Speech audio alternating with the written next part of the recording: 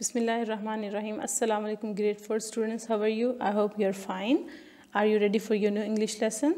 I hope yes. So open your books at page number 26. We'll start our new lesson, Unit 3, Anansi and 5. Words to know, charming, very pleasant and attractive. ऐसी चीज़ जो हमें खुश करे, जिसकी तरफ हम attract हो, जो हमें अच्छी लगे, ठीक है?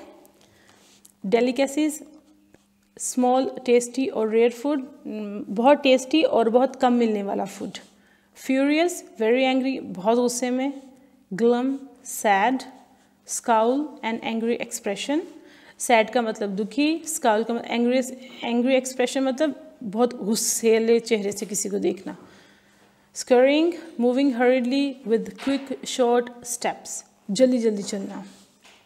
ट्रिक्स्टर, अ मिस्चीवस कैरेक्टर, ऐसा बंदा जो किसी को झांसा देना जानता हो, ठीक है? मिस्चीवस कैरेक्टर मतलब शरारती, झांसा देने वाला, इस तरह का कैरेक्टर उसे ट्रिक्स्टर कहते हैं. Now let's start our story. Once upon a time, long ago, there lived a creature called Anansi. Sometimes Anansi was a spider, sometimes he was a man, and other time he was a strange mix of the two. Anansi was a trickster and he was having a difficult time. He had no money to buy food for his family. As he walked around the village early one morning, he had a scowl on his face and a growl in his stomach.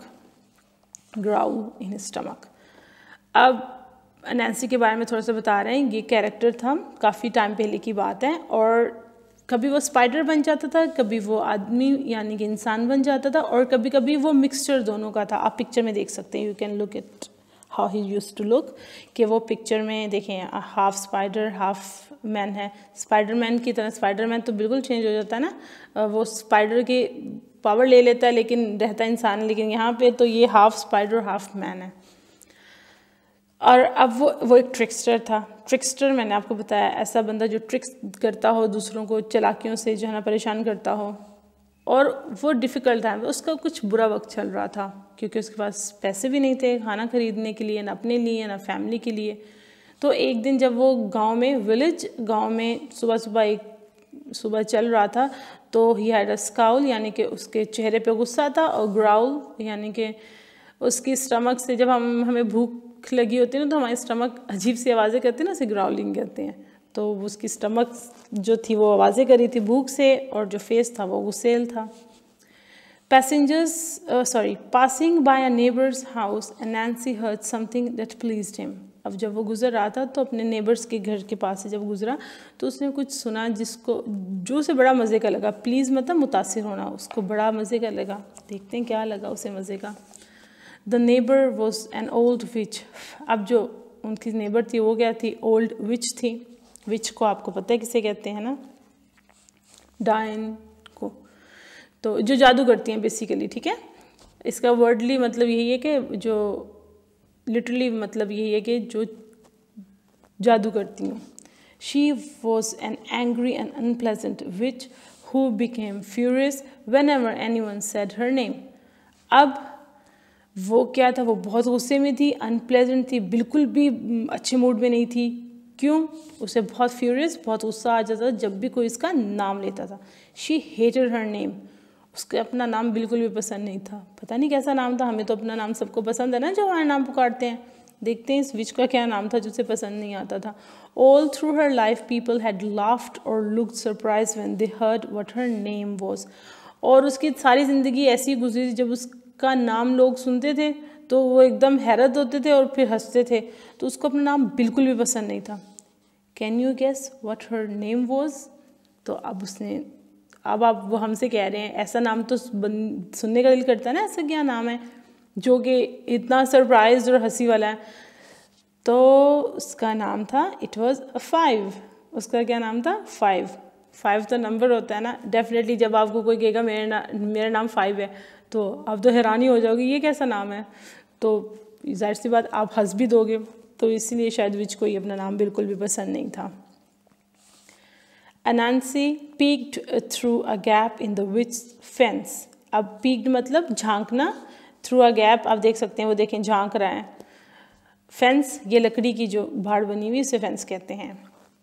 वहाँ से वो झांका, उसने देखा वो क्या करी, she was stirring her big cooking pot. वो stirring मतलब चला रही, चमचे को चलाना लगातार। जब आपकी मम्मा खाना बनाती है तो चमचे को चला रही होती है ना, वो उसे स्टिरिंग कहते हैं। अपना जो बिग कुकिंग पॉट, आपने कार्टून्स वगैरह में भी देखा होगा, जब कोई विच कुछ पकाती है तो इतना सा बड़ा सा वो ब्लैक सी उसकी कढ़ाई होती है जिसमें वो खाना कुछ बना रही होती है ना। तो यहाँ पे वो विच जो है वो बाहर सहन में लगी हुई है। तो big pot and muttering and mumbling spell, और वो मटरिंग मतलब मुंह के अंदर जो है ना वो बोल रही है, जिसकी समझ नहीं आ रही, मतलब बहुत ध्यान से सुनना पड़ता है, तो वो बोल रही है। और स्पेल यानी कि जादू, जिससे जादू हो जाए, ठीक है, स्पेल जादू को कहते हैं। तो वो कुछ पढ़ रही है जिसकी वजह से जो है ना वो उस पकाने वाली चीज़ के अंदर जादू को ट्रांसफ़र कर रही है। The smoke and sparks were blue and green, so Anansi knew she was cooking up some big magic. जब हम खाना पकाते हैं तो उसमें से ब्लू और ग्रीन स्पार्क्स तो बाहर नहीं निकलते ना, उसमें तो जाहिर सी बात है धुआं निकलता है। तो यहाँ पे वो भी धुआं किस कलर का होता है, किस ज़्यादातर नज़र नहीं आता, या अगर नज़र भी आता तो वाइट कलर का होता है। तो यहाँ पे जो स्पार्क्स और स्मोक बाहर निकल रही थी वो किस कलर की थी, ब्लू एंड ग्रीन। तो एनांसी को ये समझ आ गया कि वो जो है वो काफ़ी कोई बड़ा मैजिक कुक कर रही है। Suddenly she snatched up her staff and started to pound it on the ground as she walked around the pot. And Nancy listened carefully to what she said. I curse anyone who says the word 5 to disappear forever. अब वो क्या करी थी, उसने अपना जादू का वो पका लिया, अब वो उस पर जादू को कास्ट करी थी, यानी कि उससे फाइनल टच दे रही थी कि वो काम कैसे स्टार्ट करना शुरू करेगा। और उसने स्टाफ यानी कि अपने ये डंडा उसके हाथ में है उसको उठाया, तो उसे ज़मीन पे ज़ोर ज़ोर से मारने लगी। साथ साथ वो जो पोर्ट था उसके इर्द गिर्द घूम रही थी, साथ साथ ज़मीन पे उसको ज़ोर ज़ोर से पटक रही थी और कुछ बोल रही थी। तो ये एनांसी है, उसने सोचा ये क्या बोल रही है, उसने ज़रा ध्यान से सुना तो वो क्या जो थी वो क्या स्पेल कास्ट कर रही थी, क्या मैजिक उसने कुक किया था कि I curse anyone who says the word 5 to disappear forever. वो कहती मैं कर्स करती हूँ, यानी कि उसने कर्स किया, कर्स करना किसी को बदुआ देना। तो कहती मैं बदुआ देती हूँ कि जो कोई भी वर्ड 5 बोलेगा वो हमेशा के लिए गायब हो जाएगा, ठीक है, डिसअपियर गायब होना, फॉर एवर हमेशा के लिए। And Nancy rubbed his hand together and jumped around on his 8 hairy legs. Ah, this could make me some money or get some food on the table for my family. He smiled widely as his sharp teeth sparkled. अब Nancy जो है अपने, जब हमें कोई किसी का राज पता चल जाता है तो हम वो थोड़ा सा ये जेस्चर करते हैं ना, अपने हाथ मसलते हैं, उफ अब तो पता चलेगा, अब इसे मैं बताऊंगा, ऐसे कहते हैं ना, बिल्कुल ऐसे नैन्सी ने कहा अब जो है ना आएगा मज़ा। और वो ना जब मतलब खुशी से वो उछला, तो वो अपनी किस पे उछला, 8 हेयरी लेग्स, स्पाइडर की 8 लेग्स होती है ना, तो उनके ऊपर वो उछला और कहता है अब मैं कोई पैसे भी कमा सकता हूँ और अपनी फैमिली के लिए जो है ना वो खाना भी लेके जा सकता हूँ। और वो उसके लिए बड़ा खुश हो रहा था। Nancy rushed to the path that ran along the river bank between the village and the marketplace. अब उसे पता था कि मैं कहाँ लोगों को पकड़ूंगा, तो वो क्या किया, वो वहाँ पे उस रास्ते पे बैठ गया जो कि रिवर बैंक के ऊपर यानी कि नदी के किनारे थी, और वो रास्ता गांव और मार्केट प्लेस को जो है ना मार्केट को कनेक्ट करता था। Soon everyone who was going to the market would walk past. They would be on their way to buy the delicious yams, beets, pulses and grains that would be piled high in the market. अब वो कह रहे हैं कि वो जाहिर सी बात है जो मार्केट जाएगा वो खाली हाथ थोड़ी ना वापस आएगा, वो मज़े मज़े के जो है यम्स यानी कि फूड वो ख़रीदते आए, बीट्स जो हैं वो ख़रीदते, या दालें वगैरह या गंदम वगैरह इस तरह ग्रेन्स वगैरह दानेदार चीज़ें ख़रीद के जो है ना वो ढेरियों की शक्ल में पड़ी होती ना, तो वहाँ से वो मार्केट से ख़रीद के ला रहे होते। पाइल्ड मतलब ढेर बना हुआ ना। Anansi set to the work and piled up 5 mounds of earth near the path. अब उसने अनांसी ने अपना जो ना दिमाग यूज़ किया, उसने मट्टी के इस तरह के ना ढेर बनाए 5, ठीक है। They looked just like he had planted 5 yams, और वो ऐसे था जैसे 5 yams जो हैं वो प्लांट किए गए हुए हैं. Then he sat down and waited. अब उसने क्या किया, बैठ गया और वेट करने लग गया, क्या कोई आए तो शिकार में उसको पकड़ूं. उसने तो आज लूटना है लोगों को, देखते हैं क्या करते हैं, क्या होता है उसके साथ.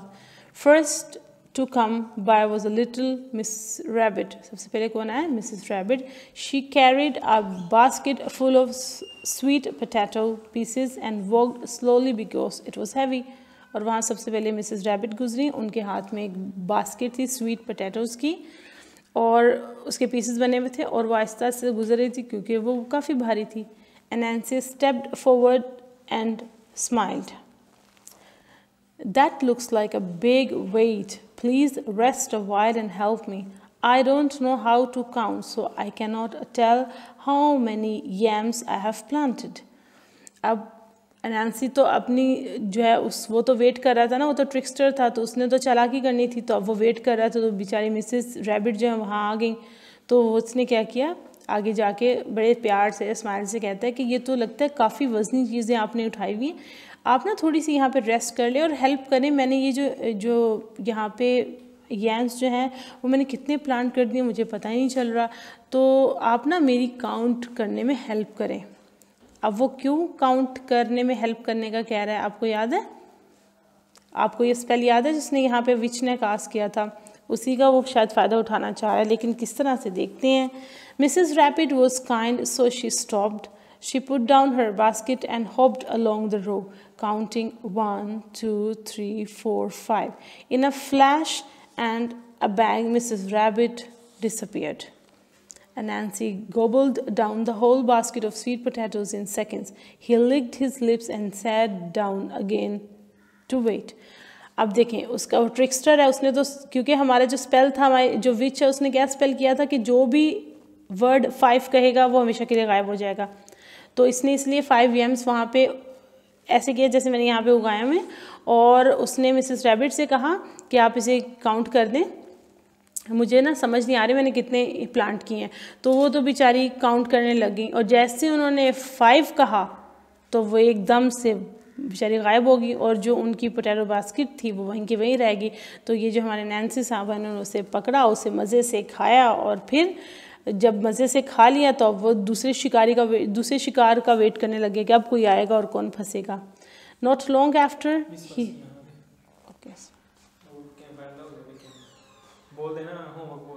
ओके सो देखते हैं अब हमारी नेक्स्ट स्टोरी में क्या है. सो उसके लिए आप अगली वीडियो का वेट करें. टिल देन आपने इसकी रीडिंग करनी है, जिन वर्ड्स को मैंने अंडरलाइन किया आपने उन्हें अंडरलाइन करना है. टेक केयर, अल्लाह हाफिज़.